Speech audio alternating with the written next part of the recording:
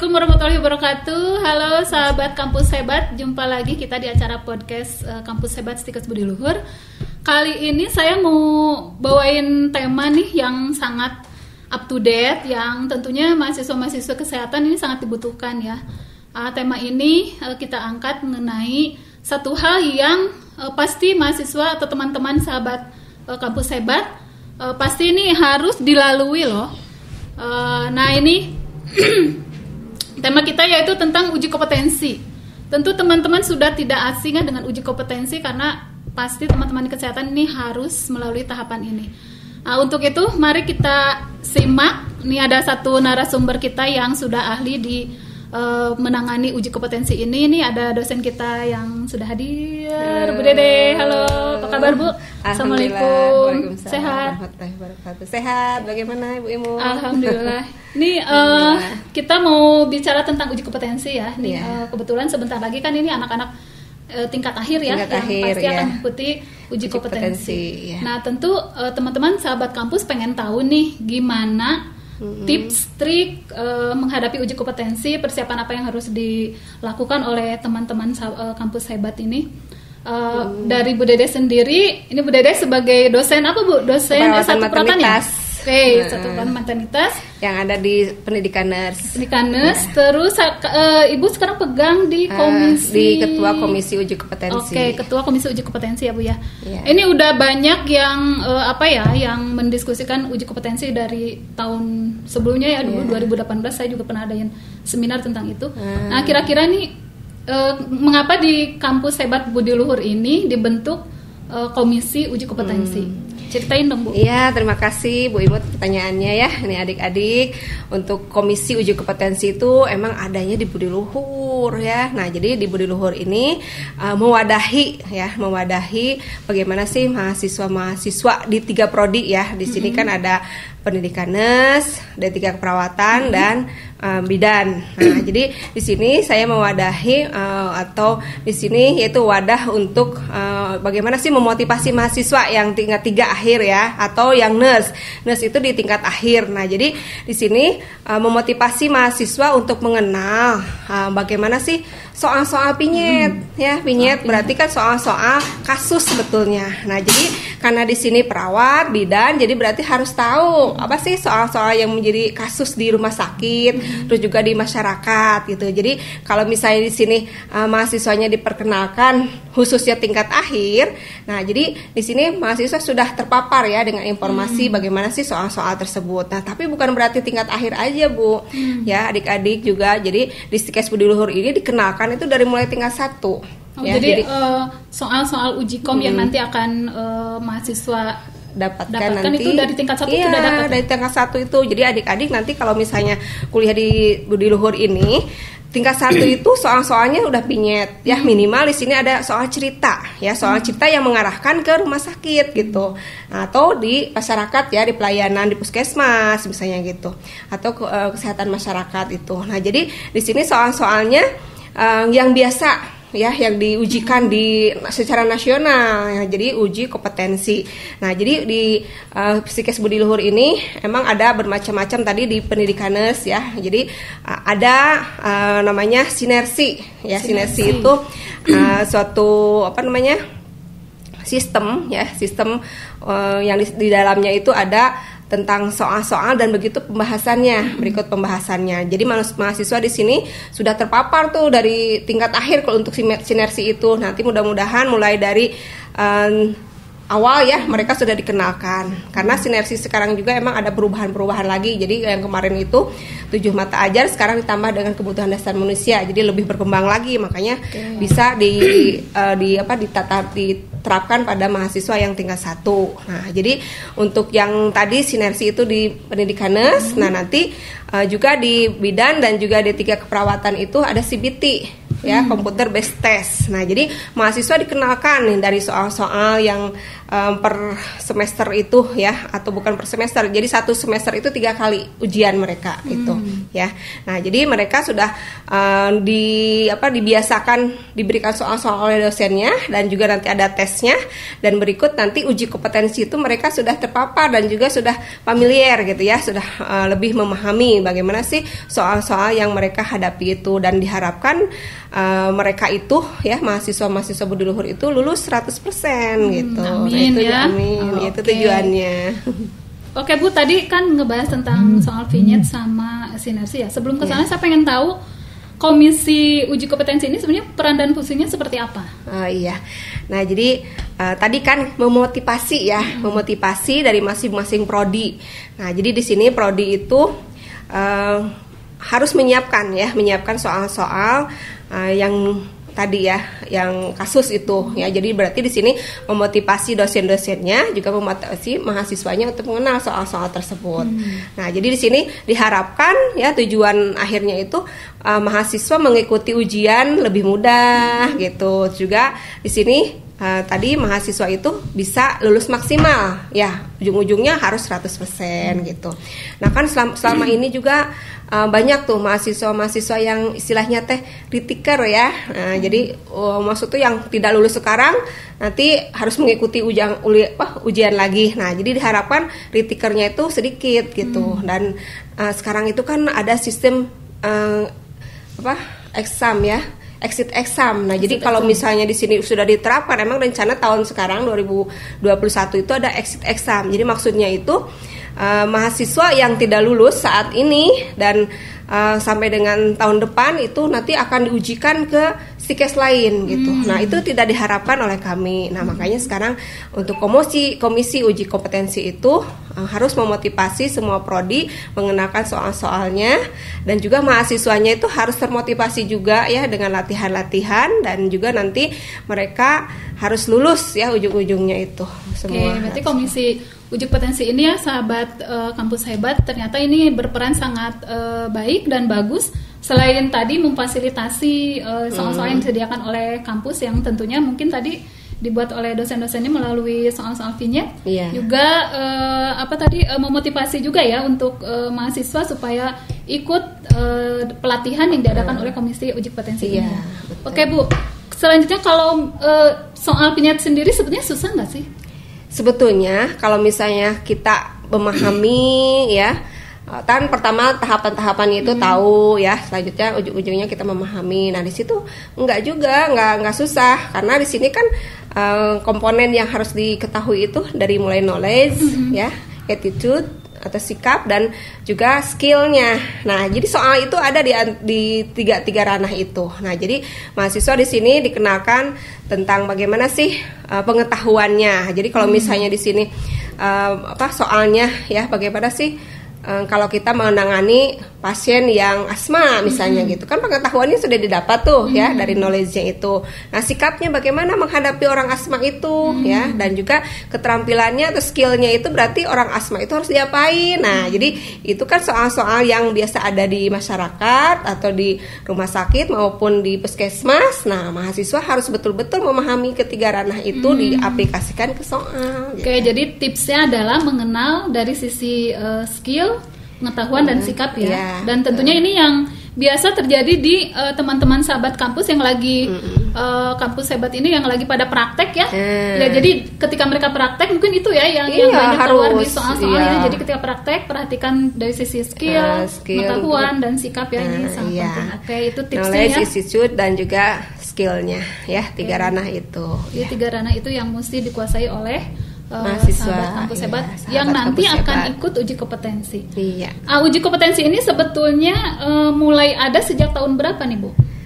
Dari 2014. 2014 sudah ada sudah ya? Ada ujiannya. Nah, sejauh mana sekarang untuk persiapan uji kompetensi yang exit exam ini yang notabene teman-teman agak takut gitu kalau udah exit exam. Nah, iya. Gimana Bu? Jadi dari mulai tahun kemarin kita sudah menambah ya kegiatan-kegiatannya yang tadinya kita mengadakan ujian tadi ya CBT dari sinersi gitu. Kita tambah lagi kemarin itu sudah dibelibatkan PA ya, pembimbing akademik. Nah, jadi mahasiswa tingkat akhir itu betul-betul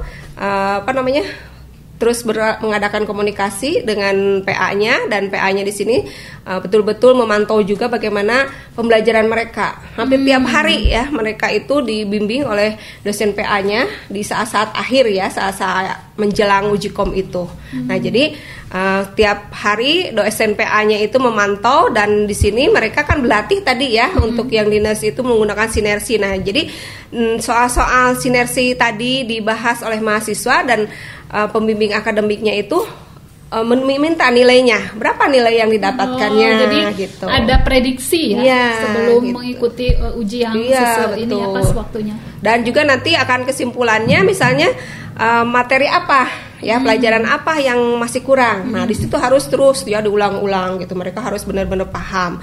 Atau ada juga trik-triknya nih ya, karena di sini kan materinya banyak ya, sampai dengan 7 pelajaran tuh ya. Nah, jadi bisa kalau misalnya kita kriteriakan dia memahaminya materi apa, misalnya maternitas ya, terus kebutuhan dasar manusia, kemarin mah belum ya, sekarang baru mau. Nah, terus juga KMB misalnya ya, KMB, terus juga manajemen misalnya gitu ya, terus juga jiwa.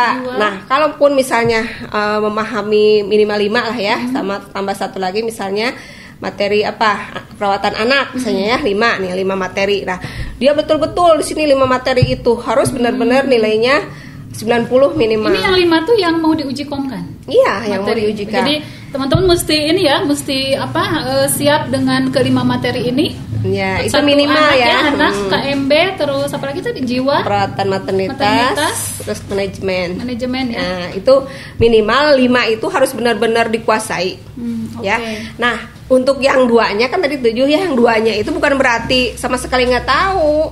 Tetap harus dia tahu, tapi maksudnya tadi yang 5 itu dia kalau misalnya ngejar nilainya 90 bisa tercover yang 2 itu. Gitu.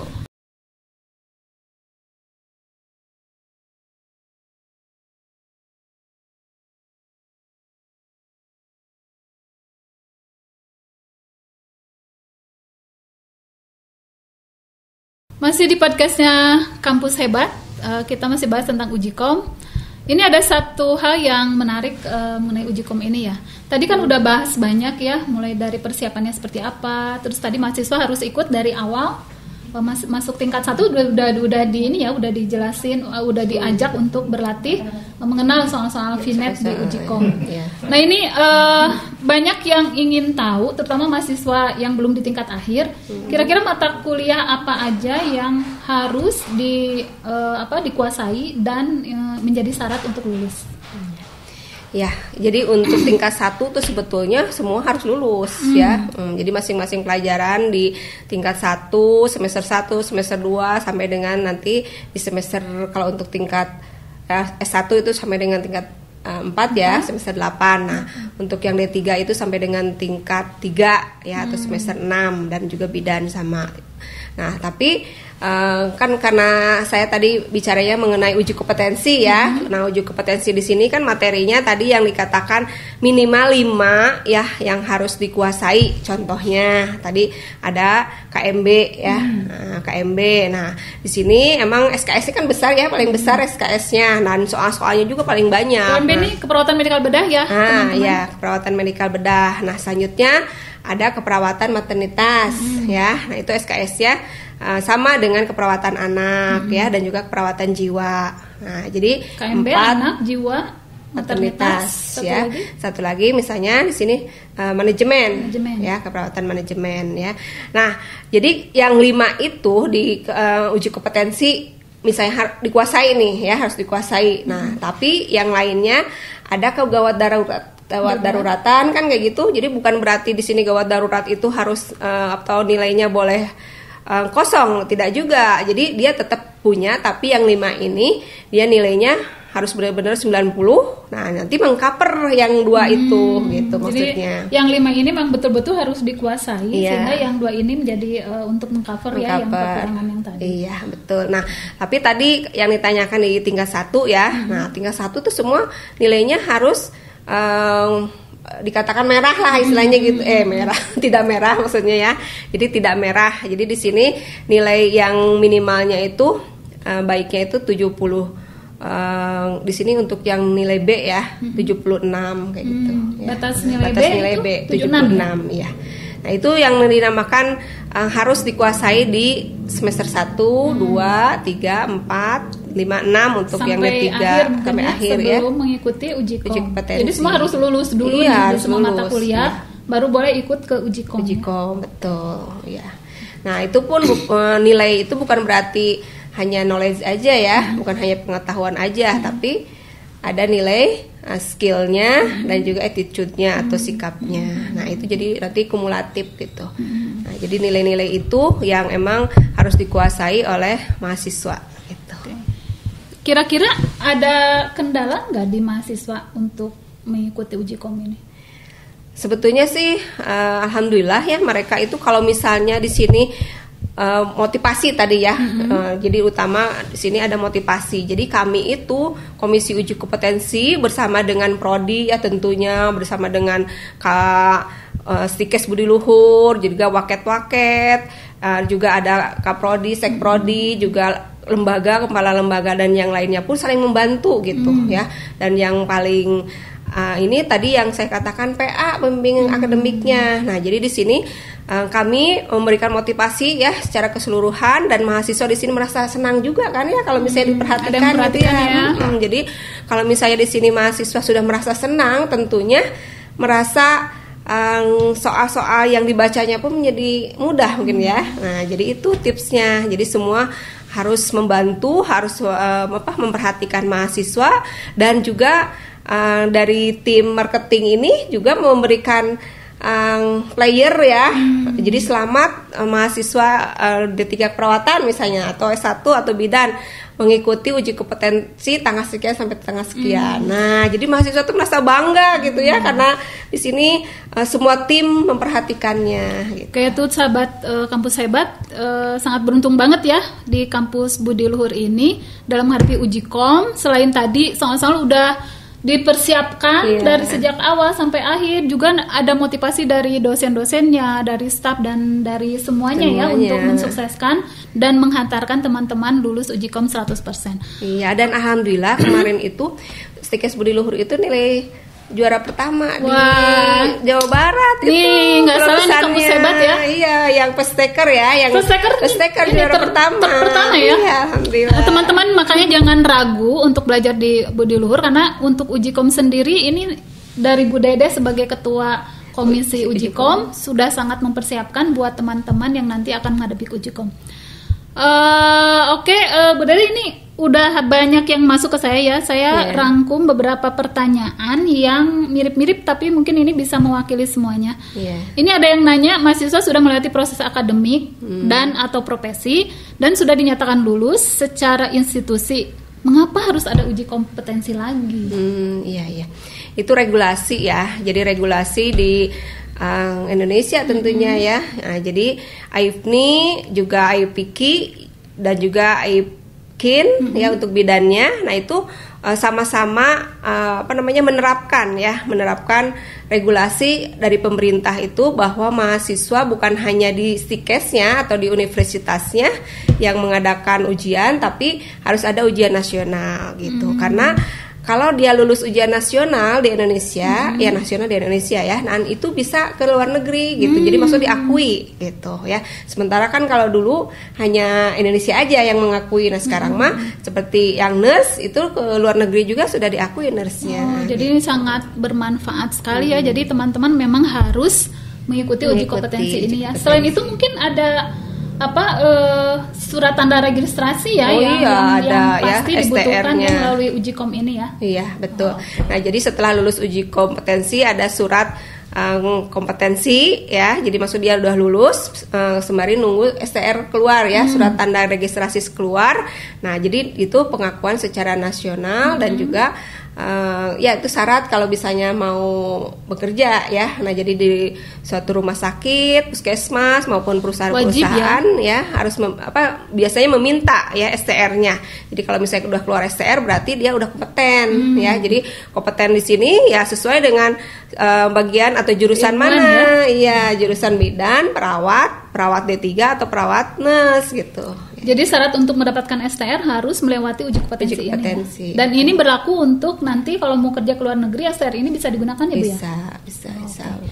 Berikutnya Bu, apakah yang tidak kompeten setelah mengikuti uji kompetensi lebih dari 5 kali akan mendapatkan pemutihan? Oh iya, jadi emang itu regulasi juga ya, pemutihan. Nah, jadi pemutihan baru-baru emang sekarang ini ada. Hanya kita jangan sampai nanti aja lah, nggak usah ikutan, nanti juga ada pemutihan. Nah, jangan tunggu 5 kali nggak lulus ya, jangan. Karena emang akan berbeda ya. STR yang pemutihan dengan STR yang asli benar-benar lulus. Jadi ini ketahuan ya, ini mana yang lulus langsung dengan yang berulang-ulang. Iya betul, itu ada dibedakan karena emang ya pemerintah sudah mempersiapkan itu. Jadi kalau misalnya di sini yang sudah berulang-ulang nanti ada pemutihan ya, berarti emang itu kebijaksanaan ya, dan emang ada tahun sekarang. Kalau kemarin-kemarin belum ada. Itu ada dampaknya nggak Bu? Di si pengguna ya, terutama si pengguna karena dengan STR yang berbeda mungkin. Iya.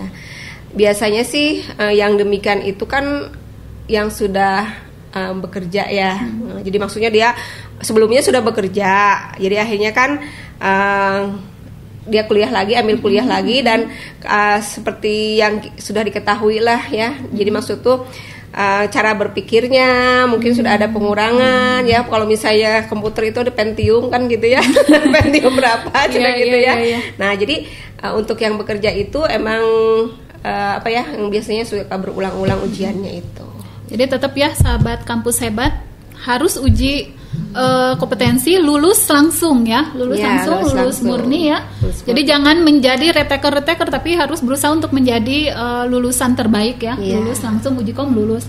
Jadi jangan sampai karena tadi ada pemutihan nunggu 5 tahun terus hasilnya dapat tentu nilainya akan berbeda dengan yang lulus berbeda.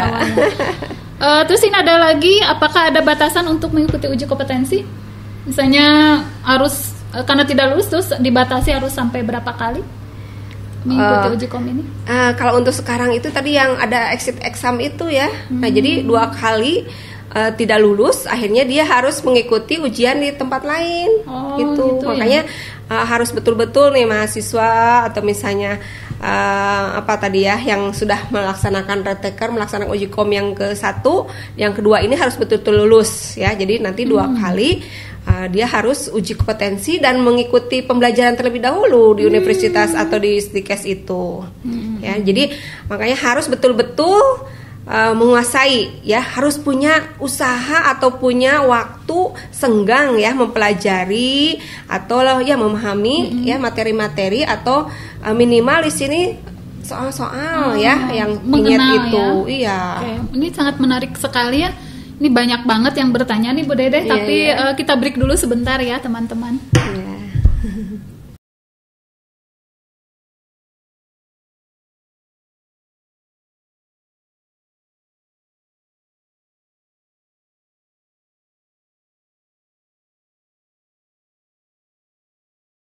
Balik lagi sahabat kampus hebat, kita masih bicara tentang uji kom yang ini kata anak-anak mahasiswa sih masuk kesehatan ya. Katanya ujian yang paling menegangkan. Ya. Seumur hidup katanya yang paling ini uji kom. Nah ini Bu Dedeh bisa kasih tips triknya di akhir sesi kita biar nanti teman-teman yang mau ikut uji kompetensi itu lulus gitu ya 100%. Iya, untuk yang mau uji kom nih ya. Jadi maksudnya kan ujian kompetensi yang diadakan oleh nasional ya. Nah, jadi di sini tadi yang sudah dikatakan juga untuk yang mahasiswa reguler tentunya ya. Mahasiswa reguler itu kan banyak waktu tuh ya. Nah, jadi betul-betul waktu akhir itu dimanfaatkan Nah, tadi ya, jadi ulang-ulang soal-soal ya. Jadi soal-soal yang sudah diberikan melalui aplikasi Sinersi untuk yang NERS, terus juga CBT tadi ya, soal-soalnya kan yang CBT itu di-share juga ke mahasiswa. Jadi mahasiswa itu harus mempelajari soal-soal, dan bahkan sekarang buku-bukunya juga banyak tuh. Ya? Iya, banyak buku-buku untuk uji kompetensi di bidan, di perawat ya, dan juga sama di NERS juga ada buku sinersinya. Dan berarti akan lebih mudah ya. Iya, dan di situ bukan hanya membahas soal aja, tapi dibahas sampai dengan ke akar-akarnya ya, seperti pembelajaran yang dari semester 1 sampai dengan akhir aja gitu. Nah, jadi mahasiswa di sini harus meluangkan waktu, itu tipsnya ya. Jadi jangan sampai tenang aja, nanti juga lulus, nggak gitu. Tunggu nanti ya pas iya, nah jadi harus punya usaha kita harus punya tekad lulus sekali ujian. Nah, sekali, gitu. Jadi motivasi kepada mahasiswa tuh emang kami ya semua memberi motivasi harus lulus 1 kali ujian ya. Seperti kemarin juga kan alhamdulillah kelulusannya banyak. Maksudnya di sini banyak itu 80 ke atas ya, 80%. Nah, melebihi jadi target berarti ya. Melebihi target. Nah, alhamdulillah karena di sini tadi ya. Jadi selain tadi dimotivasi untuk soal-soalnya, juga PA di sini berperan ya. Dan jadi di sini memantau semua mahasiswa. Akhirnya kelulusannya walaupun belum 100%, tapi di sini ada yang bidan kemarin 100%. Oh, 100% ya? Iya, alhamdulillah kemarin 100%, alhamdulillah ya. Tapi untuk yang D3 keperawatan dan NERS itu bukan berarti di bawah, justru di atas 80 ya. Nah, jadi itu. Dan ini memang sangat sulit ya untuk mencapai batas lulus yang sangat tinggi. Iya, iya. Jadi ini suatu prestasi ya teman-teman. Budi Luhur bisa mencapai nilai tinggi ya. Nah, tadi kan yang reguler tuh ya. Jadi mereka yang belajar dari lulus SMA ya, seperti adik-adik nanti kan mau lulus langsung ke Budi Luhur kan ya Bu ya. Nah, jadi dari SMA itu namanya reguler. Nah, nanti kalau misalnya yang maksudnya setelah ujian terus nanti kan ada retaker itu pun belajarnya harus sungguh-sungguh juga ya. Jadi mereka bisa membeli bukunya dan juga di aplikasi Sinersi untuk yang NERS itu bisa ya mendaftar ke Stikes Budi Luhur ya, untuk sebetulnya nggak mahal-mahal ya. Jadi kami ada bantuan dari AIFNI itu ya. Jadi untuk yang NERS itu ya diwadahi tadi Sinersi, dan di sini aplikasi bisa dipakai selama 3 bulan. Ya, jadi selama 3 bulan itu dia harus belajar terus ya, dipantau oleh kami.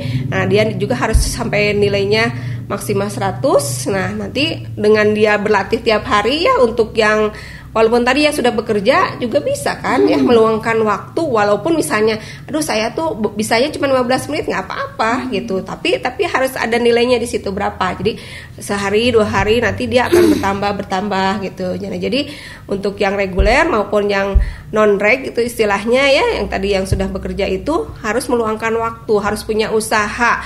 Jadi jangan sampai saya udah bekerja di suatu perusahaan atau di rumah sakit, nah nggak gitu. Jadi kalau misalnya dia harus dia mempunyai niat ya, niat lulus, insya Allah waktu yang sedikit bisa dimanfaatkan. Jadi harus terus ya, learning continuing ya, mungkin tidak berhenti hanya saat kuliah, tapi pada saat kerja juga harus terus belajar.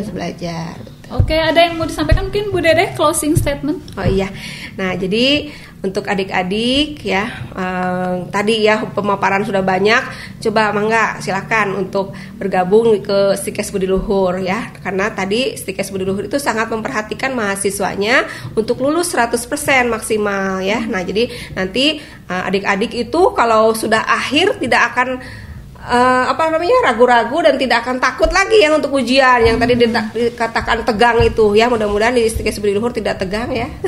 Karena tadi semua memperhatikannya gitu ya. Jadi semua difasilitasi ya. Ya, tidak takut. Nah, jadi adik-adik untuk ke Stikes Budi Luhur kami sangat welcome ya, dan bahkan yang dekat dengan ibu pun ya insya Allah akan daftar ya, karena sekarang kelas 3 ya, di kelas 3 SMA, dan insya Allah akan membawa teman-temannya juga ke Budi Luhur ya. Sama adik-adik mangga silakan ke sini. Oke, sahabat hebat kampus, ini sebetulnya masih banyak ya yang pengen dibahas nih. Saya juga penasaran nih. bagi yang sudah kerja tuh nanti selanjutnya seperti apa persiapan untuk ujikom dan sebagainya. Cuman ini kita mesti ini ya. Maaf, barusan satu lagi. Untuk yang sudah lulus ya, tadi kan bisa lulus dan kerja di Indonesia dan bisa keluar negeri. Alhamdulillah di Budiluhur juga ada jadi penyaluran keluar negeri itu. Jadi ada yang sudah ke Jepang, ke Arab Saudi, ke Dubai ya, Abu Dhabi. Nah, itu juga sudah ada. Nah, makanya dia nanti sahabat kampus hebat nanti kalau misalnya setelah lulus uji kompetensi nanti udah punya STR bisa kerja ya di Indonesia dan bahkan keluar negeri gitu aja. Oke, Bu Dede, hatur nuhun pisan. Ini sudah banyak bahas tentang uji kom, mungkin nanti kita lain waktu ya kita bahas tentang yang lainnya. Uji kom untuk para perawat, untuk yang kerja di luar negeri dan lain sebagainya, dan juga kawan-kawan sahabat kampus hebat. Kita jumpa lagi nanti di sesi berikutnya. Jangan lupa tetap semangat menghadapi uji kom ini, jangan khawatir, dan tadi katanya luangkan waktu, banyak baca, dan terus gali informasi mengenai uji kom ini. Sampai ketemu lagi di channel berikutnya. Wassalamualaikum warahmatullahi wabarakatuh.